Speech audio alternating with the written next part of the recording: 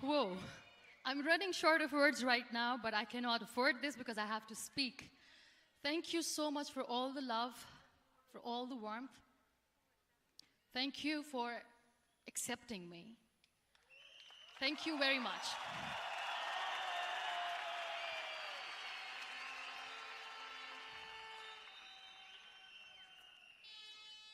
Well, I always start my talk with a disclaimer. And that disclaimer is that I've never claimed to be a motivational speaker. Yes, I do speak, but I feel more like a storyteller because wherever I go, I share a story with everyone. Well, it is a story of a woman whose perfectly imperfect life made her who and what she is today. It's the story of a woman who, in pursuit of her dreams and aspirations, made other people realize that if you think that your life is hard and you're giving up on that because you think your life is unfair, think again. Because when you think that way, you are being unfair to your own self. It's the story of a woman who made people realize that sometimes problems are not too big. We are too small because we cannot handle them.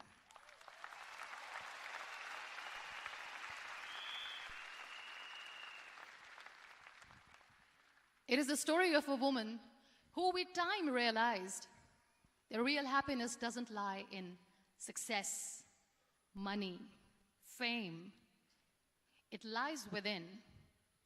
Real happiness lies in gratitude. So I am here, and I'm going to share the story of that woman. That is my story. The story of gratitude.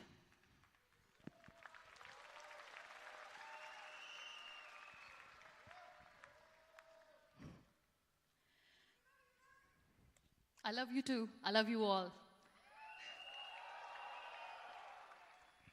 I believe in the power of words. Many people speak before they think. But I know the value of words. The words can make you, break you, they can heal your soul, they can damage you forever. So I always try to use the positive words in my life wherever I go. They call it adversity, I call it opportunity. They call it weakness, I call it strength. They call me disabled, I call myself differently abled. They see my disability. They see my disability, I see my ability. There are some incidents that happen in your life, and those incidents are so strong that they change your DNA. Those incidents or accidents are so strong that they break you physically. They deform your body, but they transform your soul.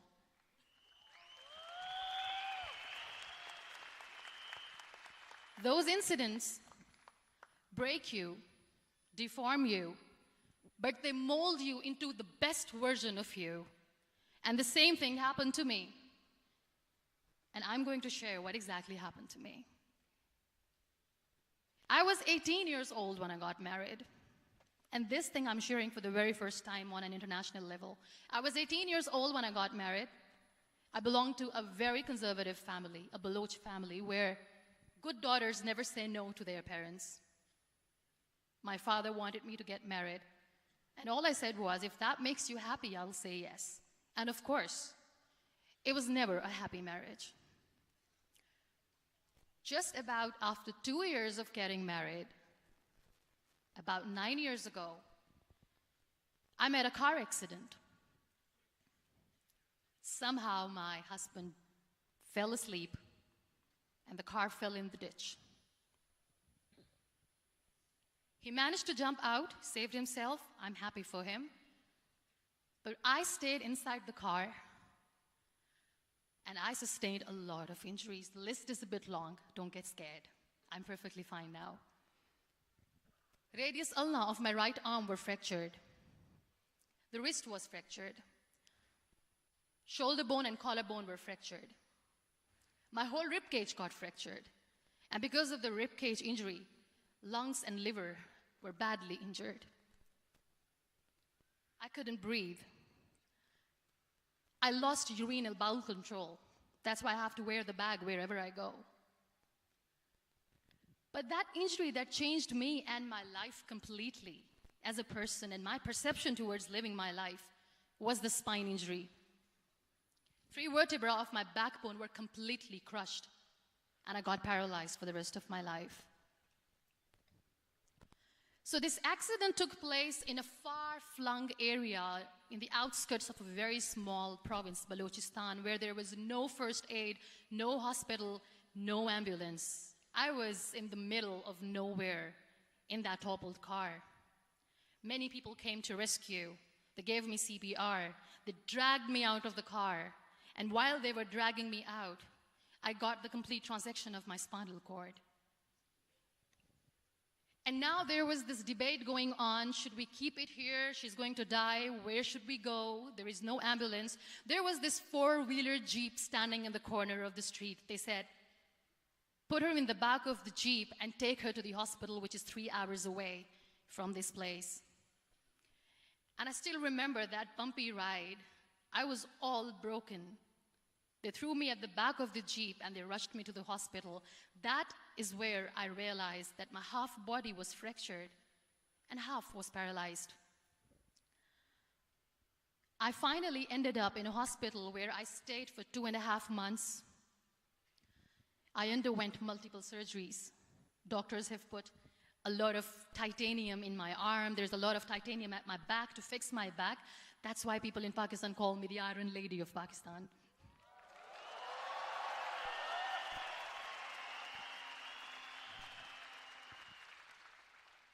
Sometimes I wonder how easy it is for me to describe all this all over again. And somebody has rightly said that when you share your story and it doesn't make you cry, that means you have healed.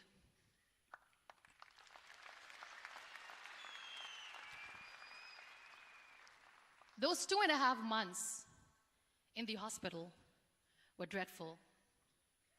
I will not make up stories just to inspire you. I was at the verge of despair. One day, doctor came to me and he said, well, I heard that you wanted to be an artist, but you ended up being a housewife. I have a bad news for you. You won't be able to paint again because your wrist and your arm are so deformed, you won't be able to hold a pen again. And I stayed quiet. Next day, doctor came to me and said, your spine injury is so bad, you won't be able to walk again. I took a deep breath and I said, it's all right. The next day, doctor came to me and said, because of your spine injury and the fixation that you have in your back, you won't be able to give birth to a child again. That day, I was devastated. I still remember, I asked my mother, why me? And that is where I started to question my existence. Why am I even alive? What's the point of living? I cannot walk, I cannot paint, fine. I cannot be a mother. And we have this thing in our heads, being women, that we are incomplete without having children. I am going to be an incomplete woman for the rest of my life. What's the point? People are scared. They think I will get divorced. What is going to happen to me? Why me? Why am I alive? We all try to chase this tunnel. We all do this because we see light in the end of the tunnel, which keeps us going. My dear friends, in my situation, there was a tunnel that I had to roll on, but there was no light. And that is where I realized that the words have the power to heal the soul.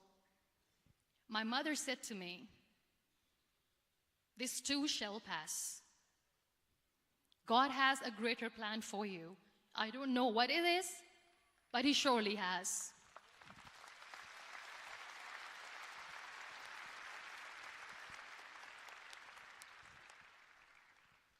And in all that distress and grief, somehow or the other, those words were so magical that they kept me going. I was trying to put that smile on my face all the time, was hiding. It was so hard to hide the pain, which was there.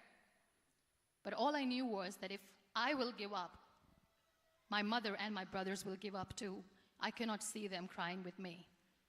So what kept me going was, one day I asked my brothers, I know I have a deformed hand, but I'm tired of looking at these white walls in the hospital and wearing these white scrubs. I'm getting tired of this. I want to add more colors to my life. I want to do something. Bring me some colors. Bring me some small canvas. I want to paint. So the very first painting I made was on my deathbed, where I painted for the very first time. It was not just an art piece or just my passion. It was my therapy. What an amazing therapy it was. Without uttering a single word, I could paint my heart out. I could share my story. People used to come and say, what lovely painting, so much color. Nobody could see the grief in it. Only I could. So that's how I spent 2.5 months in my hospital, crying, never complaining or whining, but painting. And then I was discharged, and I went back home. And I went back home, and I realized that I have developed a lot of pressure ulcers on my back and on my hip bone. I was unable to sit. There were a lot of infections in my body, a lot of allergies. So doctors wanted me to lie down on the bed straight for not 6 months, for not 1 year, for 2 years. I was bedridden, confined in that one room, looking outside the window, listening to the birds chirping, and thinking maybe there will be a time when we'll be going out with the family and enjoying the nature. That was the time where I realized how lucky people are, but they don't realize. That is the time where I realized that the day I'm going to sit, I'm going to share this pain with everyone to make them realize how blessed they are, and they don't even consider them lucky. There are always turning points in your life. There was a rebirth day that I celebrated. After 2 years and 2.5 months, when I was able to sit on a wheelchair, that was the day when I had the rebirth. I was a completely different person. I still remember the day I sat on the wheelchair for the first time, knowing that I'm never going to leave this, knowing that I won't be able to walk for the rest of my life. I saw myself in the mirror, and I talked to myself. And I still remember what I said. I cannot wait for a miracle to come and make me walk. I cannot sit in the corner of the room crying, cribbing, and begging for mercy because nobody has time. So I have to accept myself the way I am. The sooner, the better. So I applied the lip color for the first time.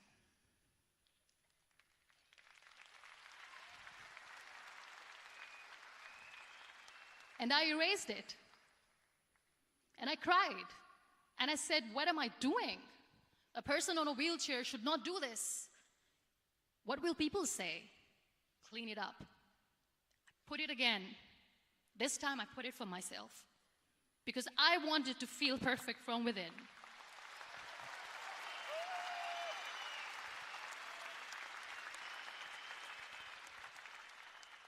And that day I decided that I'm going to live life for myself. I am not going to be that perfect person for someone. I am just going to take this moment and I will make it perfect for myself. And you know how it all began? That day I decided that I'm going to fight my fears. We all have fears. Fear of unknown, fear of known, fear of losing people, fear of losing health, money. We want to excel in career, we want to become famous, we want to get money. We are scared all the time. So I wrote down one by one all those fears. And I decided that I'm going to overcome these fears one at a time. You know what was my biggest fear? Divorce. I couldn't stand this word. I was trying to cling on to this person who didn't want me anymore, but I said no. I have to make it work. But the day I decided that this is nothing but my fear, I liberated myself by setting him free. And I made myself emotionally so strong that the day I got the news that he's getting married, I sent him a text that I'm so happy for you and I wish you all the best. And he knows that I pray for him today.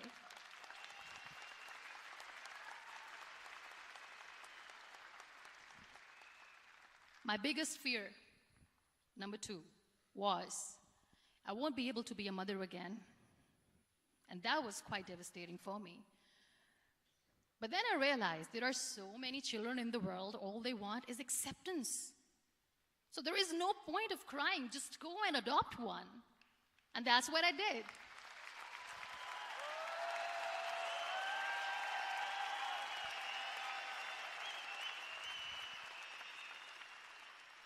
I gave my name in different organizations, different orphanages. I didn't mention that I'm on a wheelchair, dying to have a child.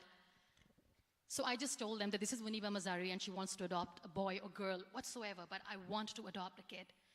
And I waited patiently. 2 years later, I got this call from a very small city in Pakistan. I got a call and they said, "Are you Muniba Mazari? There is a baby boy and would you like to adopt?"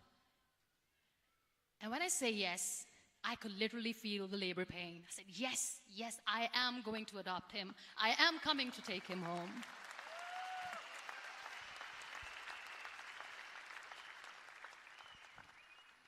And when I reached there, the man was sitting and he was looking at me from head to toe.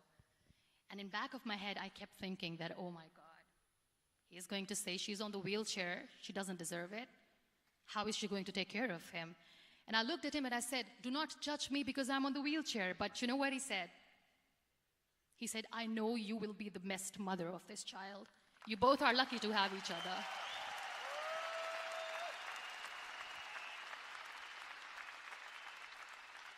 And that day, Niall was 2 days old, and today he's 6.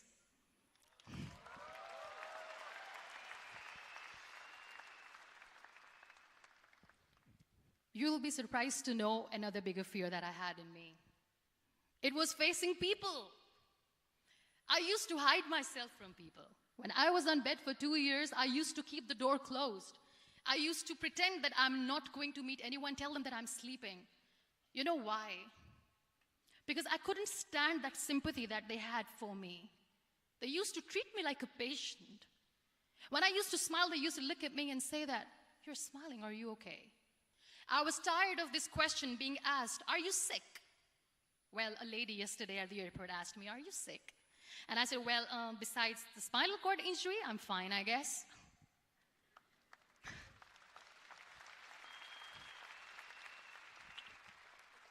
But those are really cute questions. They never used to feel cute when I was on the bed.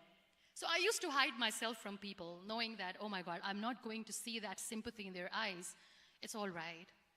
And today I'm here speaking to all these amazing people because I have overcome the fear.